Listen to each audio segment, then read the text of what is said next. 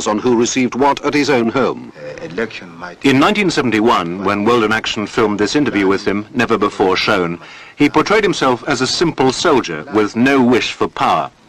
Would you like to stand for Parliament yourself? I am not ambitious of standing for power, but my job is that I want to hand over the government clean to somebody who is coming into power, all these corruptions, and then when he comes, he will have a good, he will know everything. Even I will brief him clearly, this is what we have got with the Commission of Inquiry report, and how much he has got to hand clean government to him. And that's what I want, and then I can go back to barracks. And you will be surprised to see that I am first African who is not ambitious to hand over power to person and then take again order from him. If I am still all right here, you come back, you will see that you come back when the next man into power here, you will see me, I'm coming, saluting him and obey his order. And even I will be... Unfortunately, World in Action was unable to accept the General's invitation. He didn't like our film, and we became the first journalists to be banned from the country. Many others soon followed. The killing in Uganda started the minute Iddi Amin came to power and didn't stop until he was overthrown. World in Action ended its 1971 program. If this discontent continues to grow in Uganda, it may not be wise to accept a lift in the General's jeep much longer. Only Amin knew how deadly accurate that forecast was. Amin is assessed by the new Ugandan Attorney General, George Kanyihamba. Rather like some of the despots that we read about in medieval Europe, people who used to find pleasure in the killing of their citizens. Do you think that he was mad? I don't think that he was mad in the medical sense. He was mad with power. He was mad of limited intellectual capacity, and therefore he believed that he was a God-sent gift to Africa. Indeed, he aspired to being the king of Africa. Today, Iddi Amin is seen as a modern Caligula, not as the clownish Prince Charming of earlier years. This change in world opinion has largely been brought about since 1976 by 3 murders. Dora Bloch, the 74-year-old widow, shot on Amin's orders after the Israeli raid on Entebbe. Her remains were recently returned to Israel. Janani Lawum, Archbishop of Uganda, shot and then run over by a car in 1977 after he criticized the ever-mounting tide of killings. Robert Scanlon, the British-born businessman who helped to carry Amin in this celebrated 1975 ceremony. Despite currying favor, he was reportedly hammered to death 2 years later.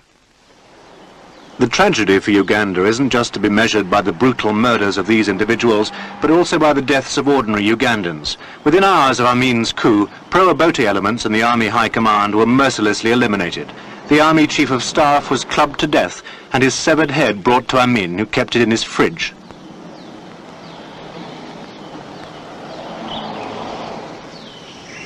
A few weeks later, bodies started turning up in Lake Victoria. These army officers had been bayoneted to death. Soon even bigger massacres involving the killing of 500 or more soldiers took place. George Kanyihamba, who had to flee to Britain in 1971 for making a mild criticism of the regime, explains why the killing never stopped. Amin's policy was survival. That was his number one policy. He injected a sense of fear among the Ugandan population, so much so that he immobilized opposition against him.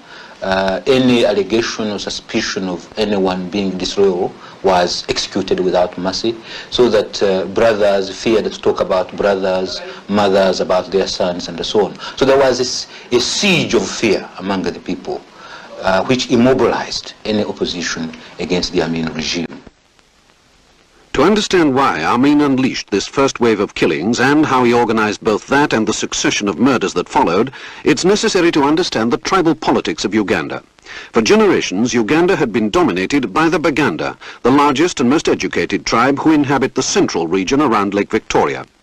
Milton Obote, however, was a member of the Langi tribe from the north of the country, whose members, with the neighboring Acholi tribe, staffed the army and police. Amin, however, came from none of these tribes. He was a Kakwa, a small tribe from the remote West Nile province in the northwestern corner of Uganda. To build a power base, he turned to his West Nile neighbours, the Lugbara and the Mahdi. But, most significant of all, he recruited from Sudan large numbers of Nubians, the name given to those southern Sudanese who are tribally related to the Kakwas and to certain small communities in Uganda. This Ugandan film shows a selection of the Nubians and Kakwas who formed Amin's Praetorian Guard. The Nubians had a reputation for extreme brutality. They owed loyalty only to Amin. Like him, they were a minority, both by tribe and, in the Nubians' case, by religion. They were mostly Muslims in a predominantly Christian country. When he fell out with the other West Nile tribes, Amin retained the vital loyalty of these hired guns with money, luxuries and jobs. Soon the Nubians and the Kakwas ran the country. In return, all they had to do was kill on demand, an African version of murder incorporated.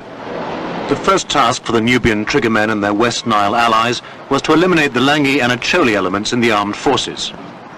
These killings during 1971 and 1972 were carried out for Amin by his henchmen in the army and the military police, junior officers who got promotion by killing, like Colonel Isaac Malyamungu.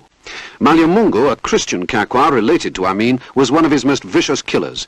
He compared killing people with killing chickens. Even Amin was said to fear him. Brigadier Moses Ali was another overly promoted NCO. A Muslim Kakwa, he rose to be Minister of Finance due to his willingness to carry out Amin's orders. Another top triggerman was Brigadier Hussein Marella.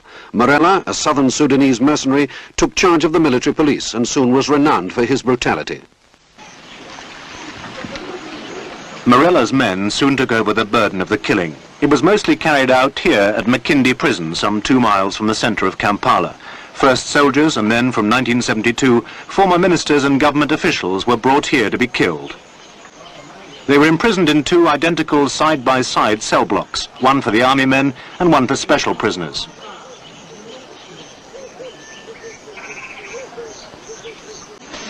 Most of the killing of Obote's followers was done here in the so-called Singapore room, a macabre reference to where Obote was at the time of Amin's coup.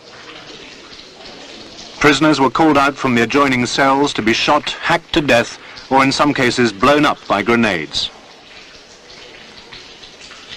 The butchery continued right up until Amin's fall, a fact attested to by the blood-stained walls and floor and the lingering stench of death.